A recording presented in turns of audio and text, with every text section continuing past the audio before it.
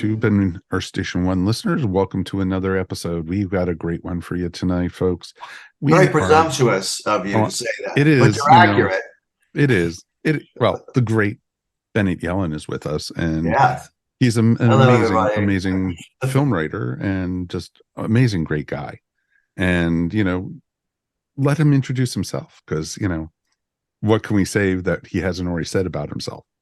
Oh, for God's sakes. No, I'm a former Orthodox Jewish gay screenwriter. And I co-wrote several Farrelly Brothers movies with the Farrelly Brothers, who are my very good friends, my good pals. Maybe we'll even get into how I met them.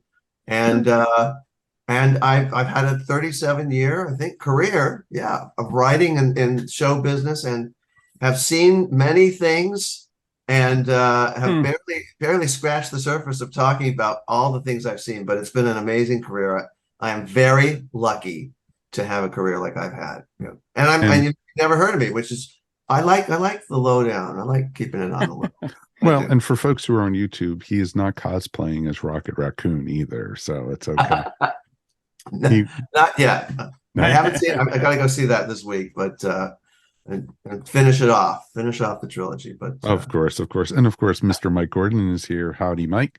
Howdy. You ready to take Bennett by the horns and see what we can do with it? Are you gonna brand me? What the hell's going on? What sort of show did I get involved in? I am excited as well. We're very fortunate to have you with us.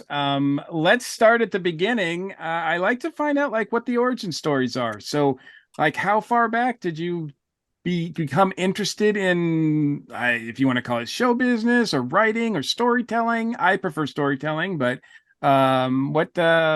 story spinning. Let's get alliterative. Where did that flame come from? Yeah. Well, I always as a kid, I was born and raised here in Los Angeles, which and the only reason I say that is not necessarily to suggest that the proximity of being next to Hollywood and driving by the old MGM lot as a kid. We lived right near there. That was in Culver City, and we lived near Culver City. And I would see the sets, and I'd see the Showboat from Showboat and everything. And it was magical. It was magical. And I thought, wow, I kind of live in this city where this is the history of the city. And I was thrilled. I love movies, and my parents were very gracious about taking. I have two older sisters, taking us to see movies all the time. I mean, I remember my first movie memory was in the back of a car. I mean, back then, I was born in 59, so I'm 63. So there, drive-ins were big, in the 60s, and we had a drive-in, this Sepulveda drive-in. And I remember the first movie I can vividly remember was this big movie called The Wonderful World of the Brothers Grimm. I believe it's 1962. So I was 3 years old, right? And there was one section in the movie where Buddy Hackett and Terry Thomas are fighting this bejeweled dragon that I think may have been animated by Ray Harryhausen, or if not, it was Jim Danforth. And I was terrified. As a 3-year-old, I was just terrified, and I crawled into the way back of our station wagon. I was gonna say you had a station wagon, right? Yes, and I hid behind I was so scared. I was traumatized. So the station wagon with the seat facing the other direction, so you can look at the people. Yes. No, station wagon with the wood paneling on the side. With the wood paneling and the seat facing. So and I'd always be sitting in the seat that was facing the wrong direction. So I'd always be leaving things. Like my whole life was watching the world as I'm pulling away, which was probably good for my point of view. But I knew I loved movie. I love two things. I love movies, and I love Disneyland. Disneyland had opened, I think, in 57. I may have gotten that wrong. But and so I fantasized about, I wanted to make movies. I don't know how. I wouldn't know how I would do it, but I know that eating a steady diet of film and watching it on television, we were plopped in front of a TV. That was our electronic babysitter. But we'd also watch, the whole family would watch movies together. There were, every year, the Wizard of Oz, it was an event, all gathered together, and we'd watch it. It was very, it was really a communal experience to enjoy these things with my family. We loved musicals, so we'd sit and watch all the musicals. And And so I just love movies, and I ate them. And I think eating them, I learned the language. I saw things cinematically in my head, but I never thought I could do it. And my father had no connection to the film business whatsoever. He actually had a school for juvenile delinquents and wards of the court. That was so, and group homes for wards of the court. So I'm sorry, that sounds perfect for meeting people who are in the industry. Yeah, exactly. I mean, where do they come from? They come from there. Future actors, or I was going to say a lot of child actors ended up there. It was a perfect nest for Shia LaBeouf, and then I lived at home until I went to graduate school. I went to UCLA, and God, this is going to be boring. I'm going to try and make this fast. I got a BA in fiction, in writing fiction, and I actually took classes from my really wonderful writers at the time. And then I wanted to, because I was living at home, I was Orthodox Jewish, and I was living at home. I thought it's time to experience something outside of my home. So I asked my teachers, what do you think is a good MFA fiction program that would be, right for me? And they said, several of them suggested this program at UMass in Amherst. And they had a really good program at that time. We're talking like 1983, 83, yeah. And so I applied, I got in, and off to school I went. And the first day of the first class of my first time really away from home, in that first class, within the first 10 minutes, I met Peter Farrelly. We were both in it. We were sitting across from each other. This is how we instantly knew we had a twisted sense of humor. So we were supposed to bring the first page of one of our short stories to the class. And the teacher, it was a heavyset man named George Cuomo, and he said, now we're going to go around the room, we're going to read the first page, and then we're going to see what we can assume from each first page, maybe for the rest of the story. And Pete and I are sitting across from the table from each other, and somebody reads their first page, and George Cuomo says, now, I like this first page, but, and I have one very big but. And Pete and I looked at each other like, because he did. He was the large guy, and he had a big ass. And so as soon as the class was over in the hallway, we were like, he had a big butt. That was our bonding moment. Hi, my name is Pete. Hi, my name is Bennett. Instantly, we were friends. And while we were there at the program together, we decided, because we quickly realized we had a very twisted sense of humor, why don't we write a script? Why don't we write a movie? And so we said, let's do it. We wrote this comedy called Dust to Dust. It has never been, we pulled jokes from it. There's actually a joke from Dust to Dust in Green Book. And Pete didn't tell me when the movie started and I saw the joke, I went, bah! I was the only person in the theater. So, bah! People were looking at me, and I went to Pete out. I said, you took it from, but, and so neither of us knew anybody. I'm telling you, this sounds like a boring story, but really there's a payoff to this. Neither of us knew anyone in the biz. All right. The program is coming to a close, our MFA program.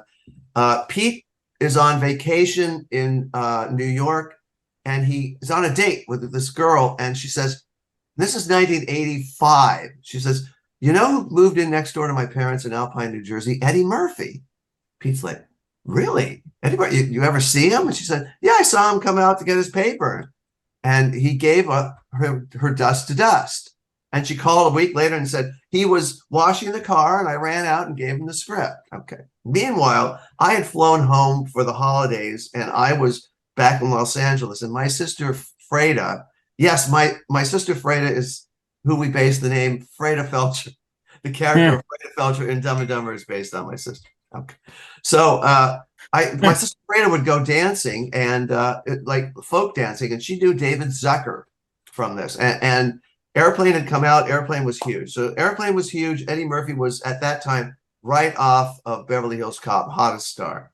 So I asked my sister Freda to give David Zucker Dust to Dust, and she gave it to him. Now, months later, we're graduated. We're going to move back to Los Angeles. We don't know what we're going to do.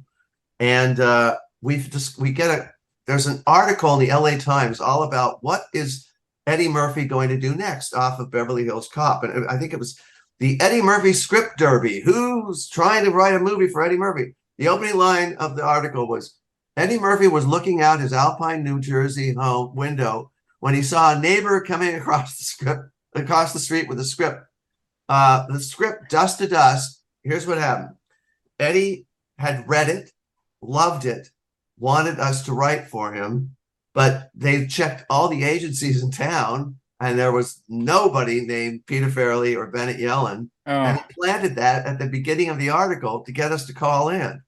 Meanwhile, David Zucker calls my sister and says, I'd like to talk to your brother and his writing partner. We want those guys to write something for us. So that's how we got started. We got started handing scripts. You couldn't do it. There's no script to hand today anyhow, but physically getting scripts to these people who are no longer accessible. No one will accept a script. I won't, I don't do it anymore anyhow, but if someone says, please read my script, we can't do it anymore because it makes us legally liable. You say I handed you my script, and then a year later I see there's a movie where there's a joke in it. So we don't do it. So what happened then could not possibly have happened now. But we started out writing something for Eddie Murphy, which didn't get produced, and for the Zucker brothers, which also didn't get produced, but we ended up working on Ruthless People and several other projects with them. And that's how we got started. What a long, boy, do I deserve this. Yeah, you do. This is vodka, by the way. So. Of course. You're a writer, of course. You're a drinker. Heavy drinker. Heavy writer. You're either a heavy writer or a heavy drinker. I find it fascinating, especially the fact that you're born and raised in Los Angeles, and you're close to Disney, and you're close to where movies are made, and yet that's not your window. You move to the other side of the country to go to school, and that's where you start really making traction. And that's kind of interesting, because a lot of people I know I've met from Los Angeles who grow up there, they just see it as another industry. They don't even see the magic in it. So the fact that you were able to preserve that, I guess because maybe your family was outside of it, maybe? I think so. Yeah, it's very possible. There was no connection to it. I watched movies. I really, really dissect because, like I said before, I kind of learned that language that very much helped me to be able to thrive in that business. I see things like movies. I see them in my head. I'm also very excited that you went to UMass. I am from Massachusetts, and that was one of my, I went to college in '86. And when I was looking at schools, that was one on my list, because I was very much interested in film and television writing as well. Nice. I got accepted into Emerson. That was not the school I went to, but I was close. I was close. But would you believe he missed it by that much? I did. Well, I missed it by this much. Thank you, Maxwell. But so you're working, and so that must have been a big thrill to finally have something produced, right? Well, Dumb and Dumber. So Pete and I are writing, and what we're doing back in the '80s, there was so much development money. Hollywood was spending so much money developing script after script after script, of which they would make 10% of what they develop. But you'd walk outside, and it was like pennies from heaven. You'd open your mouth, and the cash would just drop down. And so we spent a bunch of years just hired to do rewrites of scripts that were in production. And we did. There was a movie called, at the time it was called, it came out and it was called Hiding Out with John Cryer, where he witnesses a mob hit, and then he's like a stockbroker, and then he has to go hide out in high school, and he's an adult hiding in high school. And at the time it was called Adult Education, and they gave it to us, and they said, we need a production rewrite. Now nobody sat us down and explained what the concept was. Production rewrite, which is very different from a rewrite. What it is the movie is going to be shot in a month, and it needs just some fine tuning. Pete and I completely rewrote it, handed it in, and the producer was also the co-writer, was also the writer of it. And I remember they were so pissed off at us that we would do a rewrite rather than a production rewrite. We did not understand the terminology. We were new. So there's a lot of our material in the movie, but I guess the producer had to rewrite our rewrite. But so we spent a lot of time doing that.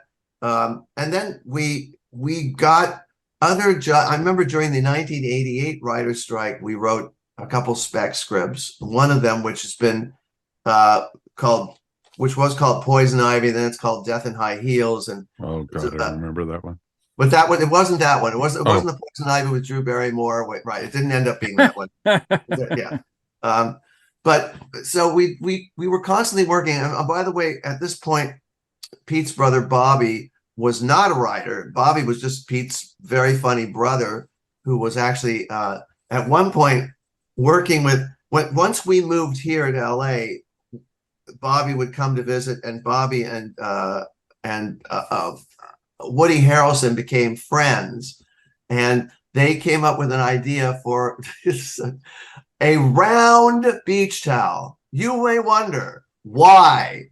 What would be the purpose of a round beach towel? But I'm going to me and my hand will tell you what happens when you have to keep getting up and changing the direction of the beach towel. You have to get all the sand out and then move it, but a round beach towel, you can turn around in it like the dial on a clock.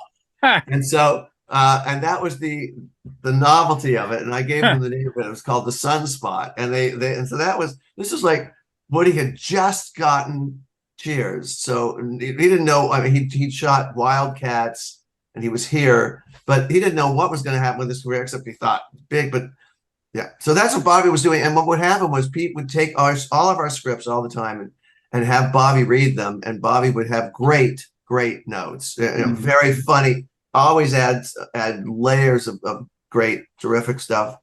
And so at one point we were hired to write the sequel to the movie Dragnet. Remember Dragnet with Tom Hanks and and Bill Murray. So the writer director of the first one, Tom Mankiewicz, such a great guy. I love that man. He was going to do the second one, and at that point, Pete came to me and said, "Hey Bennett, what would you think if we just brought Bobby into the partnership?" And I said, "Absolutely, let's do it. He's always had something great." And so that's when we became a triumvirate, if that's the triple threat. A triple threat. Yeah. And so, and then so now we were writing together. And again, nothing we wrote got produced together until Dumb and Dumber. Dumb and Dumber was the first thing that Pete and I wrote a few things that got produced, including a Paul Reiser HBO special, which was directed by Carl Gottlieb, of all people, which had a great cast. Really? Woody was in that too. Yeah. But the guy who wrote Jaws. Mm-hmm. Yes, the guy wrote Jaws and The Jerk and Caveman and the Jaws log, which everybody loves. One of my favorite making of movie books. Absolutely. Yeah, Carl's great and was the head of the Writers Guild for years.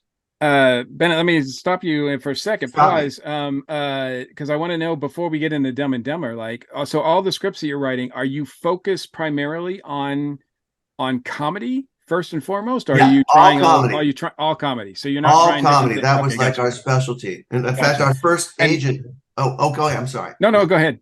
Our first agent, who was a junior agent at the time, was Richard Lovett, who's now the head of creative art. Been the head of creative artists for, I think, 2 decades or more. But he was a junior agent that they just kind of, you take these guys.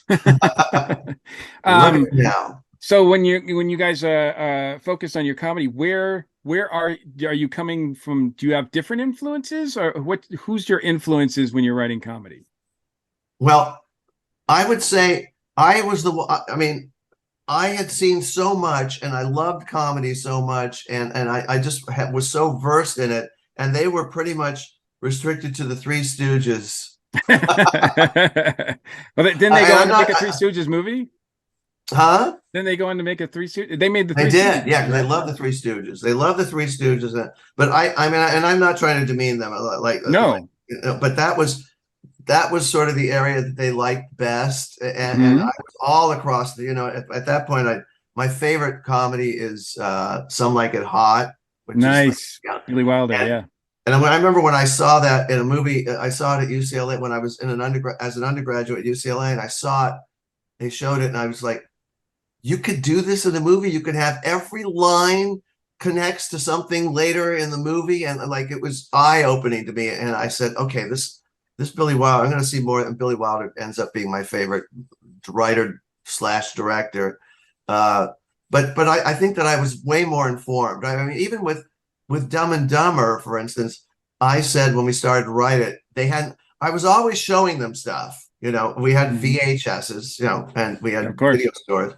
And so with Dumb and Dumber, and again, I'm not trying I don't want to make it seem like I love those guys and they are incredibly brilliant people, but back then I definitely think I had more of a comic understand. I've seen way more comedies than they had. Right. And that's really what I'm trying to very badly convey here. But I said, guys, what if we do this? And I showed them 2 Road 2 movies. And I've never heard anybody get this from Dumb and Dumber. Dumb and Dumber is a Bing Crosby, Bob Hope Road 2 movie. I can see that. It totally is. So.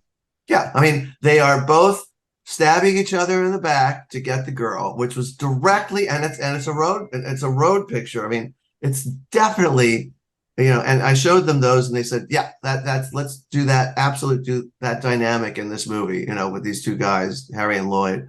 And that was what I do that. I showed them a movie called Chained for Life, which is, it's a horrible melodrama that starred two real Siamese twins, Daisy and Violet Hilton, who if I remember correctly, were joined at the hip, right? Which, if you're going to be joined, that's not a bad place, True. If there's all these options, hip is not too bad. And like the movie is ridiculous. Like one's a good girl, and the other one's like a little raunchier, and she meets this bad boy, and the raunchy one ends up having to kill the bad one, but they both go on trial. That led to Stuck on You. Right, of course. Right. So those just an example of sort of like something I'd show them that would inspire them later. Yeah. So where did the initial concept, besides the road movie of Dumb and Dumber, was that the initial concept that we want to make a road movie and went from there, or was there something else that was already in place to create that? There was something else, and basically we wrote it for John Hughes. So and I don't know. Okay, so Hughes was pretty big at that time, Absolutely. And he had a deal at Universal. There's a reason why I'm specifying all this. And we came in, we pitched him Dumb and Dumber, and he fell out of the chair. He fell out of the chair laughing at the joke. Yeah, well, he was like his head fell off. Yeah, he was pretty old. He fell out of his chair laughing. Pete reminded me of this like a couple of years ago. I said, "Oh, really? He did?" I said, "Yeah." You were pitching that, and he fell out of the chair. He said, "Guys, I think this is hilarious. Go write this movie, and if I like it, I'll let you direct it." Oh, I know. I mean, no one had said anything like that to us. So we went away, we wrote it, we came back, we gave it to him. He liked it, but what happened was his deal at Universal was ending, and typically when their deal ends and they go get another deal somewhere else, like he did at 20th Century Fox, where he then wrote Home Alone for them. All of the movies that he developed at Universal kind of just fell into the crevasse of development, right. Bye. And so that's what happened with that script, and the promise that we would direct it.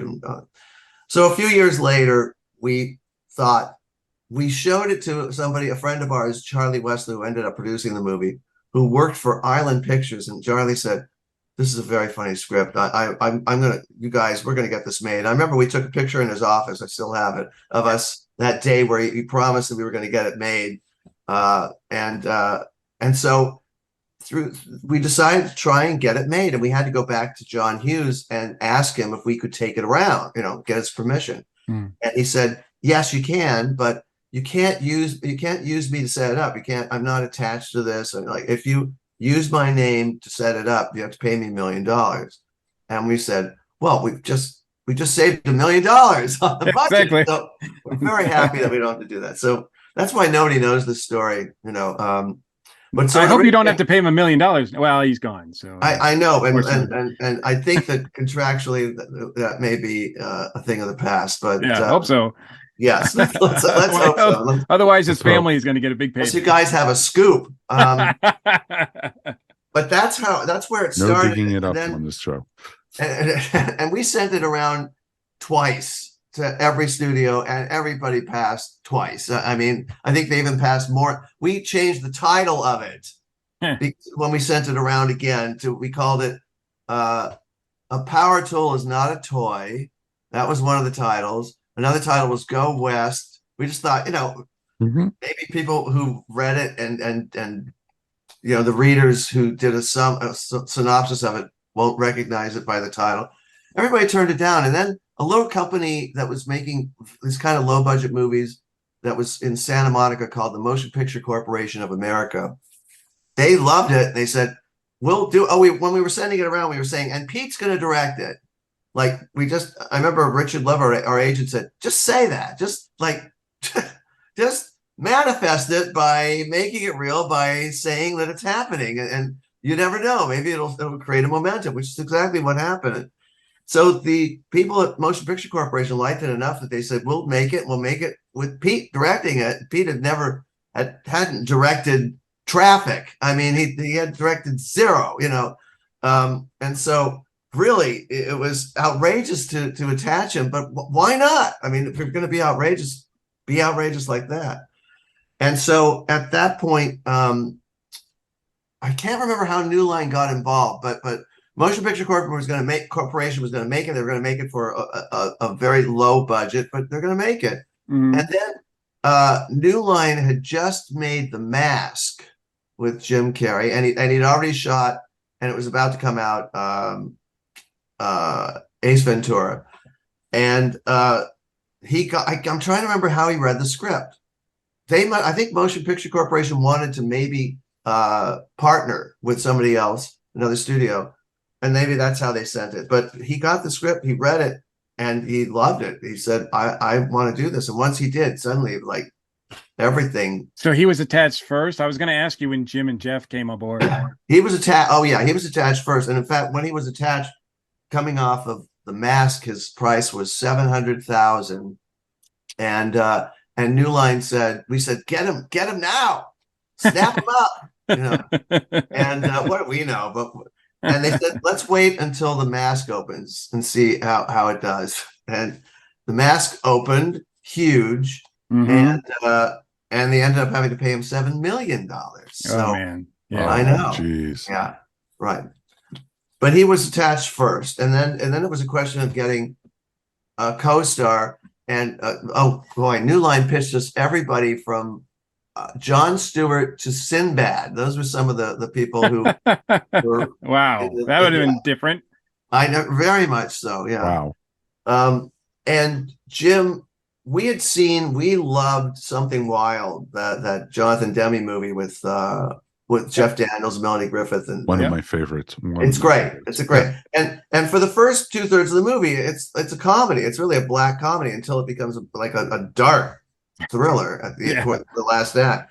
But we just thought that Jeff Daniels was so fantastic.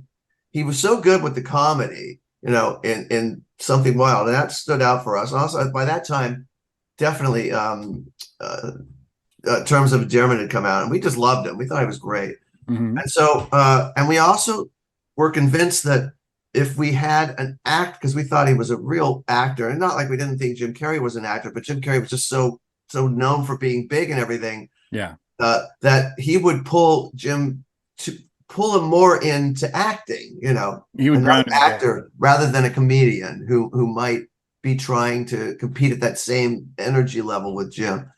and so but they just love each other, instant chemistry, they really got each other fast. Wow. And the rest is history. The rest is history. Well, you went on to, it spawned a TV series, a couple of sequels, right? Were you heavily involved with all of those? I was unfortunately somewhat involved with the animated show. I had absolutely no business being involved with it, and I had no experience in that sort of position as like a showrunner, none whatsoever. And I kind of got dropped into that because I guess they thought, have one of the writers of the movie be one of the, I was not well suited for it at all. So, and I think that reflected in the show ending only after certain episodes. If I had a go back machine, I would go back and do that a whole different way.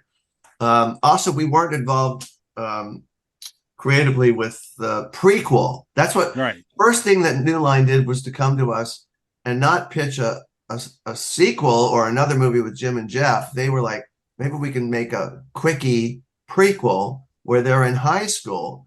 And we said, the whole joke is that they're adults, they're adult adolescents, and if they're teenagers who act like idiots, it's not funny. It's the fact that they're adults and they act like idiots, like kids. So we turned that down. We didn't have anything to do with it. My name is on it as executive producer because they said, do you want your name on it? And I was like, I don't know how that could bite me in the butt. So I said, sure, let's keep it on there. Peter and Bobby were a little more sophisticated, but then the official sequel, Dumb and Dumber 2, that was, officially all of us together, working together on that.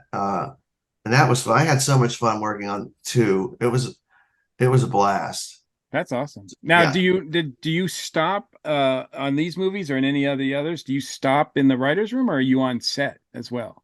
The lovely thing is when you co-write a movie with the directors, you have a carte blanche that's just terrific because they want you there, they trust you. I mean, you're the person they trust. And so it's one, and it's an advantage you absolutely should take advantage of, because a lot of times a director doesn't want the writers on set or once the writer, I've worked on as many projects where the directors were operating in their own sphere and didn't want, and also I've learned when to suss the sensitivity of whether you should be there or not.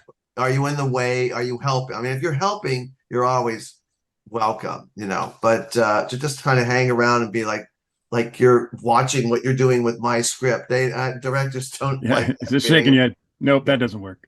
No, and really, when you hand a script over, you're handing it over for interpretation. I mean, nobody's when you write it with the director, you get the movie you wrote. When you write it with the director, when you don't write it with the director, you're just handing it over and saying, abuse my child, go ahead, do what you're going to do, and hopefully we'll make a good movie. But so ideally it's so much fun. I love collaborating with the director. I mean, I like writing it with the director, and I've done it a few times. Fortunately, I've had both the experiences, with and without. Mm-hmm. Before we get to and finally strap you down to the geek seat, I was wondering if there was anything else on your resume that you would want to draw attention to people that should check out, because there's a lot of things here, and I'm like, these are pretty interesting stuff. Well, I'll tell you what, if you notice, it's a pretty wide-ranging thing because there's comedy on it, but then there's like a really graphic thriller. There's horror. There was a sequel to Joyride. Called cleverly Joyride 2. I think it's called Joyride 2 Dead Ahead. But I love genre. I love comedy. You left out the Electric Boogaloo part, so we left it. Of course, wouldn't you? Of course. I like genre, and I always have. So I love thrillers. I love horror. I love suspense. I like all those different colors. And so it's been fun to. I we just my writing part. I've had a writing partner for the last 15, 16 years, which is a long time for a writing partnership. James Johnston, and we just the Friday before the strike started, this producer who had optioned a supernatural thriller that we wrote called Traction took us to breakfast and said, "Guys, what do you think? Are we going to strike or not?" And we said, "Yeah, looks like it's happening." He said, "Well, I want to buy your script before the strike," which was literally like 4 days later. Huh. They were like, "Oh, this is fantastic. Yeah, great." So he bought it. I mean, we did the paperwork fast. We signed on April 30th. The strike started May 2nd, I think, technically. And the irony is that he rushed to buy it because of the strike. And they're in pre-production, and we cannot be involved with it whatsoever because of the strike. Because of the strike. It really is a give and a take there. Right. That's called Traction, and they're gonna make that toward the end of the year.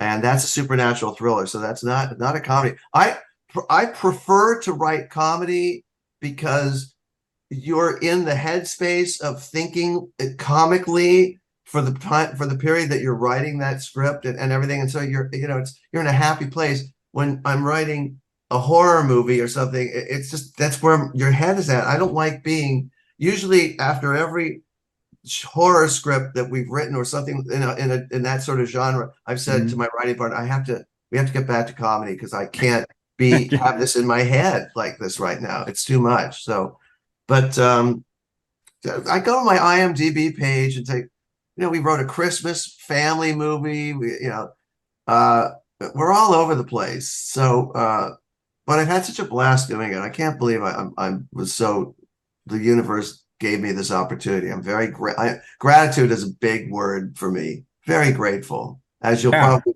tell from my geek seat answers. Well, yeah, let's I think without further ado, I do got a quick question though, seriously. Yes, Mike. You were raised Orthodox Jewish and everything. How did your parents handle, Dumb and Dumber and movies like good that? question. Good question. All right, I've got two good answers for you too. Nobody's asked me that ever, so that's good. So my dad, instead of his yarmulke, would wear the Dumb and Dumber. I got these hats when it was coming for Christmas. He would wear the Dumb and Dumber hat. So for the rest of his life, instead of wearing a yarmulke, he'd wear the Dumb and Dumber hat wherever he went. So sure. So I think he was proud of it and managed to fit that into his devotion to God. My mom, she only had one review of the movie on the refrigerator. And I wish I could remember who said this in the review, but the review said, "The writer's mothers should be ashamed." And that's awesome. That was my mom, the only review that she put up on the refrigerator. So that'll tell you something about my mom's sense of humor. That's wonderful.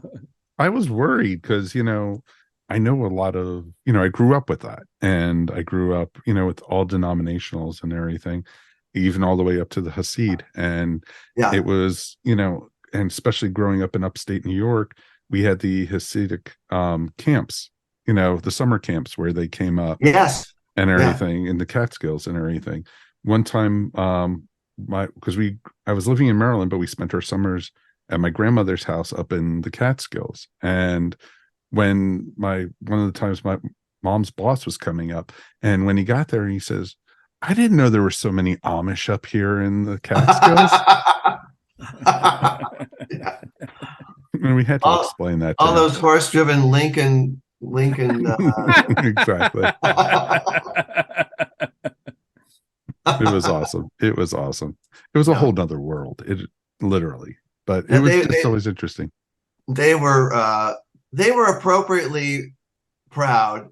I mean, but they had a great sense of humor about it, and that's awesome. Great. Yeah, that is awesome.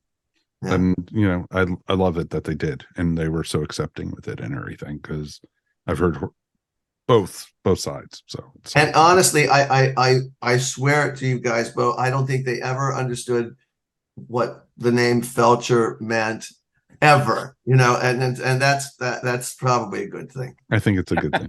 I think it's a really good thing. It's all right. My parents don't understand podcasting at all, so That's good. It's even better. Yeah. All right, Bennett, you ready for your first question in the Geek Seat? Sure. All right. What was your favorite Geek Out moment? Okay. All right, here's it is. 1976. My favorite writer was William Goldman. William Goldman wrote Marathon Man, The Princess Bride. He was a screenwriter as well. He won the Oscar for All the President's Men and Butch Cassidy and Sundance. I loved his writing, and he wrote the way I thought. His sentences were exactly like my brain would lay out words, and I was a huge fan. And when I read The Princess Bride, there was a character named Yellin in it. I couldn't believe it. There's a villain named Yellin, and so I wrote him a gushing fan letter. And at the end, I was in high school, and at the end, I said, "P.S. You're under no obligation to answer this, but if you don't, I'll kill myself." And I got an answer from him, a beautiful handwritten letter, and I will quote it for you because I'll never forget it. It was actually dated on my birthday, like the date of my birthday, November 8th. And so 1976, I was 17 years old. Dear Bennett, thanks so much for your note. I normally hate writing them, but after reading yours, I couldn't have you killing yourself either. He said, "Thanks so much for the flattery. I'll do my best not to believe it. Sincerely, William Goldman." And that's awesome. And that was the moment where I said, that's what I want to do. I want to be a writer like William Goldman. And that was the defining moment. So that is my geek. That is your origin. That is an awesome story. That's when he gets his superpowers. Mm-hmm. That's when I got my super. And by the way, I had some guy write me a letter like that, like a fan letter saying, what you wrote and what you do made me want to be a writer. And I got that, and I had tears. I've since talked to the guy. I had tears in my eyes. I'm like, this is insane. That was for William Goldman. It shouldn't be for me. I was very, very moved that I could have inspired somebody to do the same thing. It was really beautiful. Nice. And his name was Neil Gaiman, right? And his name was yes. What was your most disappointing Geek Out moment? Well, here it is. It didn't happen to me, but because it involved something I'd done. I love Albert Brooks. I just love Albert Brooks movies. I'd see his short movies for Saturday Night Live. And I saw the first episode. I was watching Saturday Night Live from the first episode. We would talk in school the next day. That was Saturday. We talked on Monday. Everyone would be discussing Saturday Night Live like it was a water cooler show. And Albert Brooks movies were very funny. And when he made his first movie, Real Life, I ran to the theater to see it, and I was screaming with laughter in the back. So I love this guy. Loved his second movie, Modern Romance. And in the movie Modern Romance, he's got a bird named Petey, and he's talking to the bird. Well, we named Petey in Dumb and Dumber after Petey. Okay, Mike caught that. Not a lot of people have got. So Pete was at a party. This is after Dumb had come out, but not that long, maybe a year or two after it had come out. And he saw, Albert Brooks, and he went up to him and all excited. He said, "Mr. Brooks, I just wanted to tell you, my name is Peter Farrelly. I co-directed, Dumb and Dumber, and we named the bird Petey in Dumb and Dumber after your bird in Modern Romance." And he looked at him with extreme disinterest and said, that's nice, and walked away. That is my most disappointing Geek Out moment, because, although I still love Albert Brooks, I'll never. Because you would expect Albert Brooks go, "I'm flattered, thank you," right? Or something like but it was the absolute opposite of that. Or give you some Albert Brooks, response or something like that. I know. Say something funny, Albert. You're the funniest guy in the world. Really? You named him after my bird? Really? Yeah. Right. So yeah. What geeks you out the most? what geeks me out the most? Mhm. I got this. Whenever I get a confirmation that something that I like, something I like in a movie, a moment, a theory, like the director did this because he or she meant to do that. Whenever that's confirmed by the filmmaker, by the artist, that loves Stanley Kubrick, and so and Kubrick reluctant to give answers because he just, that was him, Mhm. But he did. There were interviews where he'd talk about certain things like 2001 and when I'd find that what I was thinking about it, that again, if I when I find out that I'm in cahoots, I'm with On the same what the wavelength, artist, right, on basically. the same level of what the artist was intending. It always thrills me. It makes me so excited. Yeah. Nice. No, Good completely answer. understand that. Well, thank you. And now you can't use it. What turns your geek off? What turns my geek off? Okay, and this is, I know it's not controversial, but I think there's for me, there's a fine line between like geek and geek appreciation and then over appreciation. This is like when if you like Disneyland and Disney things, but you name your kids after Disney characters and you've got a tattoo of the Wicked Witch on your back. And when you go, so going overboard with geek enthusiasm, I find is a turnoff. There's a kind of, for me, there's a fine line where it's like, this is enough, and it doesn't need to be more, and it could be, and this happens a lot where I will have loved something that I saw years ago that nobody cared about, nobody watched it, whatever, and suddenly now it's being just, people have found it and they're loving it. And I'm like, wait, I was there first, like stop being so excited about it. I was there first. That burns me a little bit, but just a level of enthusiasm, I find, pull it back for me. Yeah. I always found that very much so, like when I was in high school and I liked certain things, and people used to make fun of me because I was a fan of it and everything. Yes. And then, now, or, within the last 10, 15 years, then they're, seeing these people who made fun of me that I'm still friendly with or whatever, being, oh, I love that show. I've always loved that show. It's like, no, you didn't. You suffered their slings and arrows, pal. Oh, I got the wounds, dude. I actually got the scars. Yeah. So I totally understand that. Yeah. What fictional character would you like to meet the most? I love James Bond. And I love Bond movies, but I love Bond books, and it would be James Bond. I mean, which Bond? Whoever he is. I was gonna say which Bond. Don't ask me to pick, but it would be Connery. It would have to be Connery because Connery was my first Bond. Because I'm a child of the '60s, so it would have to be Connery. But I love Daniel Craig. I think Daniel Craig. I even love George. Lazenby. Oh, George Lazenby. I thought I loved On Her Majesty's Secret Service when I saw that in '69. I was 10 years old. Yeah. Thought it was great. It's awesome. Yeah. What fictional character would you not like to meet, though? I put down Hannibal Lecter. And that's fair. Because it's a mixed thing, because I know that we would have a fantastic meal first before he did something hideously awful to me. So I mean, it's almost worth the delicious meal.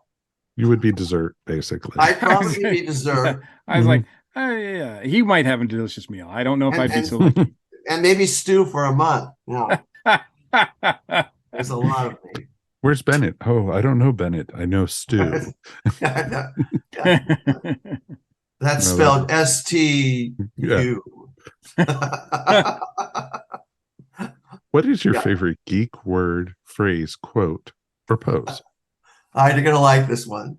I thought about it, and this one just popped into my head, so I had to say it. Okay, and I wish I could say it with the same way this brilliant actor said it, but by Grabthor's hammer, what a savings. I love Galaxy Quest. Love Galaxy Quest, and that line just makes me shriek. He was so funny, Alan Rickman, when he said that. What a savings. Just an entire so career. Droll too. So droll. I don't know how they're gonna do a series without him. I just don't. Although with AI, hey, we don't even need him anymore. Don't even We can just create him. We've had deep conversations about AI on this show. Oh yeah, a couple times, and not the Spielberg movie. You're talking about the reality. Yeah. The Spielberg movie we don't talk about at all. But it's okay. No, I don't think anybody does. Maybe the friends who ridiculed you for not liking it will later on say, you know what, Mike, you were right. It was an odd film. It was awful. No. Yeah. What is your ideal geek occupation? Well, I told you how I loved Disneyland growing up. The two things I wanted to be was, when I was a kid, was an Imagineer, and because I wanted to make rides. I wanted to create this experience for you, which completely played into the fact that I was a magician as a kid. It's the exact same thing. Here's a stage, you're out there, I'm up on the stage, I'm creating this experience for you. That's film, that's a movie. That's the same process of, you're the audience, I'm the creator creating this thing. And I wanted, Oh, sure, of course. Yeah. No, totally makes sense. And rides are particularly like Disneyland rides. They're 4-minute movies. You absolutely, scenes and things like that. So I loved growing up. I just loved amusement parks and rides and everything like that. And I loved roller coasters, loved them. And I would write to amusement parks and get them to send me their brochures, and sometimes they'd even send me plans for upcoming coasters. And I'd be so excited. I would pour over everything I got. So my ultimate geek occupation would be to design the ultimate roller coaster. I would love to design a roller coaster or an attraction. I actually did design a Dumb and Dumber ride. Really? Yeah, which was, and I commissioned an artist to do several drawings of the ride, and it was you get in the van and you're actually, it was called Highway to Hollywood, and you're taking a dog to a big premiere in Hollywood, and you go over Niagara, because they're so stupid. You go over Niagara Falls, and you end up, and when you do that, you smell like wet dog inside the van, things like that. It was very cute. Yeah. And Universal Studios just didn't bite with it. Damn. Universal Studios did. But I tell you, I have a friend who works at Warner Brothers, who used to design rides, and is now working for Warner Brothers on their Warner Brothers parks. And he said, don't think it hasn't come up, the idea of Dumb and Dumber as a ride. I said, I was amazed. That's awesome. Yeah. Let's look at the flip side of that, though. What geek occupation would you not like to do? Well, here's what I came up with, and no offense to everybody who loved, but I've never been a big fan of video games, and I understand their appeal, but I didn't even like games in arcade games, and I didn't enjoy playing against an intelligence, like an electronic intelligence. I liked human beings interacting, and so I was never a huge fan. And I think that my answer to this is, I understand it's a huge industry, and I also see how they've become movies, basically. I mean, video games are as sophisticated, The Last of Us, and the adaptation of, everyone's looking for the way to crack the code where they get it completely, and they can adapt a video game to a movie, to a TV show. Sure. I thought The Last of Us was terrific, actually. Mm-hmm. But that's something that I just don't think I'd be suited for it. So, I mean, and I thought that came under the heading of a geek occupation. No, absolutely. Perfect. That's perfect. It could have been whatever you want, because, True. Except, although do geeks want to be accountants? You would be if my ex-wife was a geek about an accounting. And that's why she's your ex-wife. So there you go. There's lots of rest my case. There's lots of reasons she's my ex-wife, but that's a whole nother story for a whole nother therapy session. Yes. So. All right, Bennett, you ready for your final question? I'm ready for the final question, and then do people buzz me off, or if they don't want, if I stay? Okay. Oh, yes. You'll see what happens. All right, we'll see what happens. I'm preparing for a blast of air. Yes, you know what? I've got a shifty answer, and my answer to what is your ultimate geek fantasy? What is your ultimate geek fantasy? Let's Well, hear thanks this. for asking, Mike. Oh, no problem. You're taking over, so it's perfect. The surprise is that I've done it. I've done them both. My fantasies when I was a kid was I wanted to write movies and I wanted to make rides, and I have done both in my life. I actually worked on an attraction during 2019. I decided I wanted to explore the world of themed entertainment as a writer, and so I worked on an attraction for a company that was a 4D movie presentation at an aquarium in Galveston, Texas. And so they were losing they had a SpongeBob SquarePants IP that they were losing the rights to, and they needed to retheme the ride, and they were retheming it to 20,000 Leagues because it was in the public domain. And the company needed a comedy rewrite of the material. And so I came in and did a comedy rewrite, and it was a blast. So I have done the ride and I've done the movies, and I've got the unbelievable pleasure of being able to actually do the two things that I dreamed about doing. And I don't talk to a lot of people who've had that extraordinary graciousness from this is why I'm so grateful, from the universe that allowed me to do that. I'm so incredibly thrilled and happy that I got to do them both, Yeah, absolutely. That's awesome. It is awesome. With a capital Bennett, I've got some great news for you, Bennett. Am I staying? You made it through the gig seat. Am I coming back? Yay! Mr. Mike Gordon, tell the young man what he's won. What do I win? What can I pick from? This is like the Criterion Closet. What can I take from? You have won a lifetime subscription to the ESO Network, a value easily worth $82.06. That is fantastic. By the way, I can't tell if you're like you're a tiki fan, or if those are sort of tiki monster, or like it's kind of a genre mix there. Yes. There's a lot of there's a lot of tiki monstrous sort of crossover mix things back there. So yeah, I like the tiki mug art form. So yeah, I do have a number of them. They are taking over my room. So yeah, we'll I actually don't drink much. So they just my mother calls them dust collectors. And they're doing a great job. Absolutely. They collect a lot of dust, and she doesn't He's trying to rid the world of dust by adding it to his room. So exactly. I take it over so you guys don't have to. But there are areas of the world that are dustless because of your I hope so. I can only hope so. It'll make it all worth it if that's true. Ben, it's been amazing to have you with us, and thank you so much for taking time from the picket lines to join us. Of course, with everything going on, we are definitely on your side. We hope that things get not only resolved in your favor, but resolved quickly. Me too. It's boring. I mean, picketing is boring.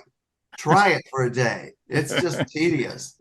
But there's a nice sense of camaraderie, and communion to meet up with other writers and know that, and we're doing this for the future writers. This is the third strike. I've been 2007 and this one. So it's just incredible to me that it keeps happening. Yeah, it does. And they're all going to have to meet at a table and discuss things at the end of this. So why not make it sooner? Right. But I'll tell you what, the good thing is the writers are the committee, the negotiating committee. The Writers Guild is such a smart guild. I'm going to say that they are smart people. And so they're going to be great negotiators. I know they are already. So awesome. The writers, of course, they're smart. And hopefully everything can get back to work, and you can get back to doing what you do. Yes. And certainly as you have future projects, you are always welcome back to join us, man. We'd love to help promote anything that you're doing. I had a great time, you guys. Thank you. I really appreciate it. It was fun. Let's take a quick break, and then we'll come back and close up the show. Okay, YouTube people, this is the portion where we get to have like fun bonus time, fun bonus, whatever. This wasn't fun enough. No, this is even more fun now. Okay. You know, that's cute. Bennett, quick question for you. You know, how much of the script of Dumb and Dumber was actually in there, or how much did they improv for it? Good The question. answer is almost all of the script is from the script, but Pete and Bobby would always do, once they realized what they were working with, would always do like another take, and Jim would say, let me try something else. And so they would do more takes, which was great. I'll tell you what's so, but really what's like the line, the most famous line from the movie, or the most popular line, which I don't know if you know this, it makes no sense, but it was totally improvised. And that was outside the gas station. And there's two, and Pete saw these two guys on the side drinking these Slurpees, just kind of like watching, and they go, hey guys, get in the shot. So the guys ended up in the shot, and Jim Carrey comes out and he goes, big gulps. And walks past them. That's the most popular line in the whole movie. Well, that was improvised. That was not in the script. So I have to give it up that, I mean, the most ridiculous line improvised was not written down. But if you read the script, it was really, I mean, it was the script. I mean, I think Really? Yeah. I think leading into what's the most annoying Noise you ever heard? Yeah, that's in the script, but the way it was done, you know, and everything was Carrey and, you know, and Jeff Daniels and Mike Starr.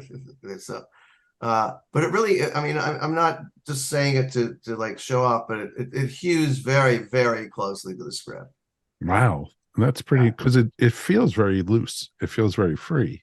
And yeah, well, I studied improv when I lived out there. Yeah, Because I was studying over at Second City, and it felt like some of the stuff you guys were doing in that movie, after I started teaching improv, was like, felt very much like the stuff we were studying in class and everything. Well, surprise, surprise. That's what great actors do. You know, right. Those guys take those lines and make them and raise. I mean, we were so lucky. We were so lucky. You can't it wasn't just that the movie came out and it was like, you know, financially a hit. You can't, you know, all the critics pretty much didn't like it, but it was a big hit financially and everything. But the one thing that it became is it became like a cult movie. Oh, very much so. And you can't make that happen. Like, no. We could talk about movies that were Academy Award winning, that are brilliant movies that we all love, that we think are the greatest movies in the world, that didn't become cult movie. It just got this weird honor that I can't explain how it happened. I'm just incredibly thrilled that it did. But yeah, no, that's pretty awesome. I know, and it's neat that you guys got to do that, and you know, because it was interesting, because, you know, when you were mentioning all the different projects you guys were working towards and had your fingers in, you know, that you worked on earlier and everything and it's stuff, but it's Dumb and Dumber is mostly what you're known for and everything. And I mean, to be known for one movie in your life, to be well, exactly. Wait, decades after the movie came out, it's crazy. And there are phrases from the movie that are in the zeitgeist. I hear that all the time. So you're telling me there's a chance, and like I'm like, that's insane. Thank goodness I hear podcasts that play clips of that movie all the time. And please continue to do that, because I think I get a residual every time. but yeah. I won't name the podcast. We'll see. Yeah, we'll see what happens after the strike gets settled. Really, I know. Like, hopefully, you know, one of the big things about the strike is that a lot of the ancillary ways that we would get money on a project that we were like DVDs and Blu-rays and stuff, those are all gone now. It's just streaming, and we didn't plan for how it was all going to be heaped on streaming, and so when so that's one of the things that really is important to renegotiate, is because we're losing the money from all those ancillary things that, Yeah. Well, sure. Every time this happens, it's when there's a new change. There's a change a in new medium. technology, right? Yep. I know, and I know the big thing is AI right now. Yeah, yeah, and that's looming. Oh, big time. It's really looming, and I'm also thinking, like, what about actors? They should be really worried about AI. I mean, they're gonna take an actor and recreate them, or voice actors too. I mean, what they have, there's a lot to worry about on that. We're going to the table first, to be discussing this. Yeah. Well, like I said, wish you very much, very well on that. So. Oh, very much so. And dude, it's important that you guys are standing up and being the ones out there to do that. And and people are watching, and the world is watching, as they like to say. I'd like to. Oh, I'm sorry. Go ahead, Mike. No, all I was saying was, it's amazing, because this technology could ruin so many careers and ruin the industry in a lot of ways. And I remember when I used to work in radio, and the radio stations that were closing because of automation. Yeah, right. And everything. Yeah. And this is to the nth degree of that, even, because they're going to be trying to put out work that's written by computers that, they're claiming, it's even better than what people wrote. No, it's not. You need the human touch. And that's you do. And it'll bring us in for rewrites. But I think for this strike in particular, because it's 17 years later, 16 years later from 2007, that social media we're really able to convey a bit more what's happening, what's at stake for us. Because most people are like, oh, writers, they're overpaid, rich, overpaid, spoiled, and that's the perception. And so they just want more, like they usually do. And of course, the studios are trying to play up on that. We've given you such, and you just keep. But I think this strike, due to social media, we're able to convey more of a sense of what's really at stake, and to help people understand. There's parts of it that even my eyes start to grow heavy when I try to understand what a mini room is and what that means. But people are getting it more now, and that's what that's a feeling I have. Maybe I'm wrong, but I'm hoping that works in our favor. Absolutely. I mean, very much so. Yeah. I mean, it's not. I mean, yeah, sure, money's a part of it, a big part of it, but it's not just about the money. It's about owning it and getting credit, and deservedly so, and having a career, like doing it as saying, this is my career. I can rely on the fact that I can support my family by doing this, and it's getting less and less. They're cinching that belt tighter and tighter around, and it's getting less and less, and it's becoming impossible to support yourself. And going up against big companies that don't want to pay anybody. So standing up to them. I wish, I'm an independent, but I'm a comics writer and publisher, and I wish our industry had something like this, because I mean it's in shambles, and there's just no way that I think it's one of the reasons why comics are in some of the down straits that it's in, because we're not collectively involved like that. Maybe they'll unionize. It's been talked about, but it's just it's just so small, a niche market, so it's really difficult to do that. But certainly, if things go the way they're going, I mean, we look to what you guys are doing, and hopefully we can spin off of that. So well, I have a lot of I really do have a lot of trust in the people at the top who are negotiating this and involved. They're such smart people, and they really know what they're negotiating for. They're great. So I feel really confident. Yeah, it's just you having to wait it out, and but I think it's having an impact. I mean, we're only a week and a day in, but I think already there's been shows that have shut down that we know of, and I'm glad they are. I'm really glad people aren't crossing the picket lines. Yeah, we're both out of the Atlanta area, so there's a lot of local productions here. Atlanta has we shot Dumb and Dumber 2 there. Yeah. Oh yeah, that's right. I know a friend who was on whose background on that. Oh, wow. Yeah. Yeah. Mhm. In Marietta Square, I think it was, or something like that. So, or was that the one Three Stooges was Stone Mountain? Okay, never mind. They shot that there too. Yeah. Oh It all God, I blends think in. they like. I think they like shooting in Atlanta. I think they've They been did. there a few times. Yeah, they did like it very Yeah. much. oh, that's awesome, man. That is awesome. Well, thank you for joining us and everything. We do appreciate it. I See, enjoyed it. so Thank you you. two people, you get some really good discussions here. This is what the people who Yeah. listen to the podcast miss out on. This is pretty awesome. So definitely, Yeah. let's close up the show.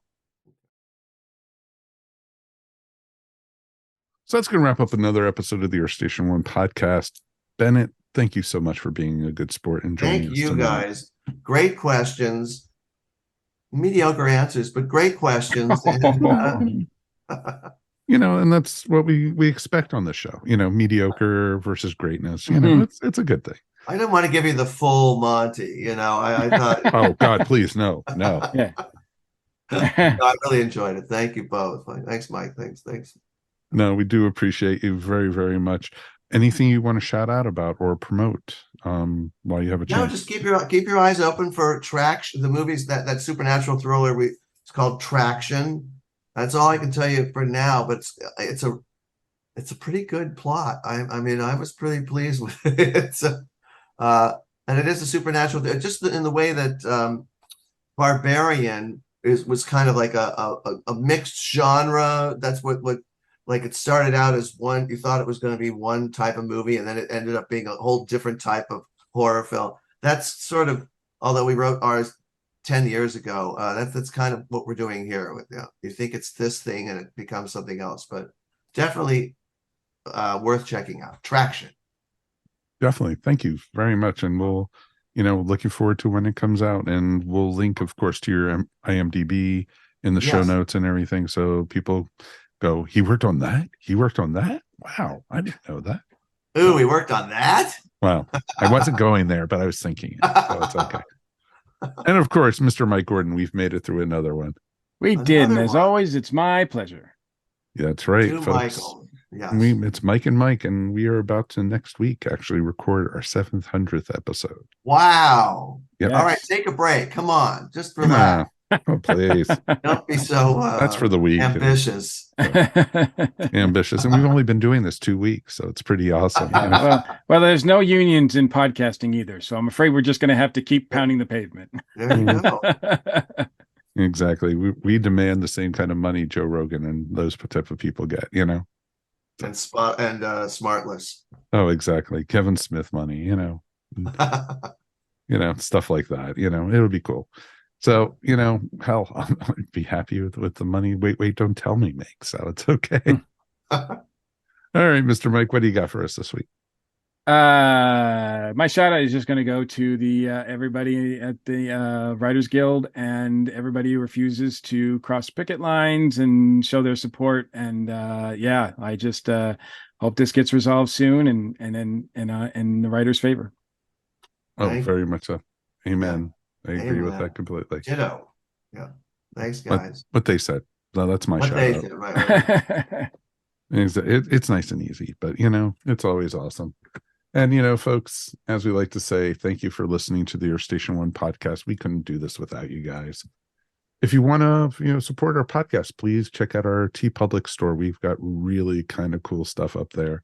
And you know what? We got new stuff coming right down the path, including a new ESO 700 t-shirt. So it'll be kind of cool once it gets made.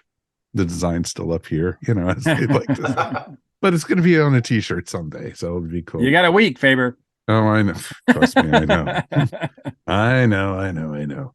But yeah, definitely check it out. We got some real cool ESO Network swag. We have the link right on top of the Earth Station One webpage and also the ESO Network webpage. Also, remember, if you want to listen to our show before the rest of the world, please check out our Patreon. For as little as $1 a month, you can help support us here on Earth Station One.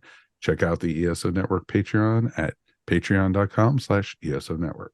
We want to hear from you, so please write us anytime, feedback@earthstation1.com. And remember, you can find Earth Station One wherever fine podcasts are found. We're even up there with the good ones, folks. So, definitely check us out. Also, you can check us out on video format up on YouTube. Please subscribe and tell all your friends about us. On behalf of myself, Mike Faber, of course, Mr. Mike Gordon, and Bennett Yellin, thank you so much. I do appreciate everybody joining us tonight. It's been a ton of fun. Bennett, you've been a great sport, and we will talk to you soon. Be Thanks, well. guys. Peace. And we are done. Boom. Yay. Bye all.